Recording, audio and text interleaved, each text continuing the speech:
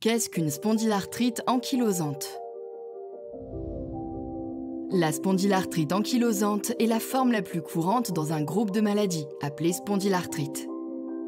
Spondylarthrite signifie inflammation de la colonne, et ankylosante réfère au risque d'enraidissement. La spondylarthrite ankylosante, également connue sous le nom de maladie de Bechterew, est une maladie inflammatoire chronique qui affecte la colonne vertébrale et les articulations sacro-iliaques des deux côtés entre le sacrum et le bassin. En plus de la colonne, l'inflammation peut également toucher les articulations et les tendons. En général, l'atteinte porte sur un nombre limité d'articulations, donc une oligoarthrite, et elle se situe plutôt au niveau des membres inférieurs que supérieurs.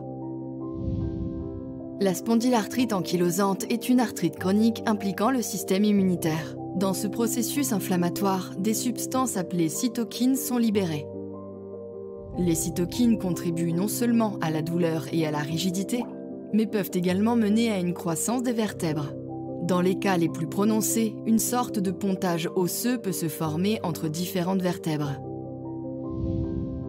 La spondylarthrite ankylosante est due à une combinaison de facteurs génétiques et environnementaux. 90% des personnes atteintes de spondylarthrite ankylosante sont porteuses d'un gène appelé HLA-B27. 9% de la population globale est porteuse de ce gène. Cependant, même s'il est présent, cela n'implique pas nécessairement qu'une spondylarthrite ankylosante se développera. Des facteurs environnementaux comme certaines infections intestinales ou urogénitales peuvent également être à l'origine de l'affection. Dans les pays occidentaux, la spondylarthrite ankylosante touche entre 0,2 et 1% de la population et touche autant les hommes que les femmes, même si elle est en général moins sévère et moins évolutive chez la femme. En général, les premiers symptômes de la maladie apparaissent au début de l'âge adulte, entre 20 et 30 ans. L'inflammation peut également toucher les tendons à l'endroit où ils s'attachent aux os. C'est ce qu'on appelle une enthésite. Elle peut se développer notamment à l'arrière des talons, au niveau de l'attache du tendon d'Achille, ou sur la plante des pieds au niveau des fascias plantaires. En cas de spondylarthrite ankylosante, l'inflammation peut survenir ailleurs qu'au niveau des articulations.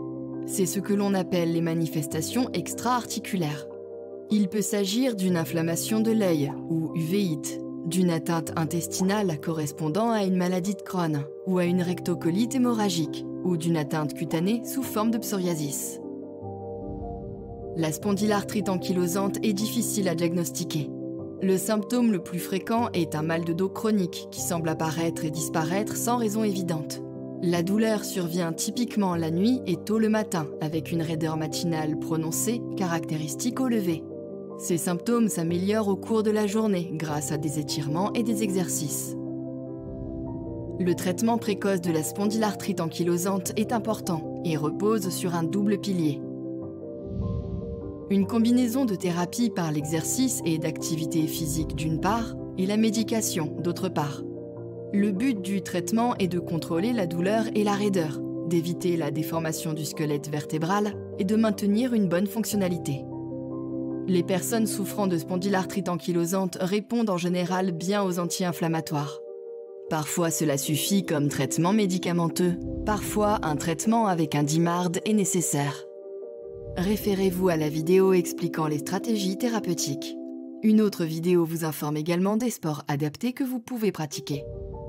N'hésitez pas à vous référer aux vidéos annexes renseignées dans cette vidéo et à poser toutes vos questions à votre rhumatologue, votre infirmière ou votre médecin généraliste. Vous pouvez également consulter le site des associations de patients Claire ou Arthrite sur www.claire.be ou www.arthrites.be.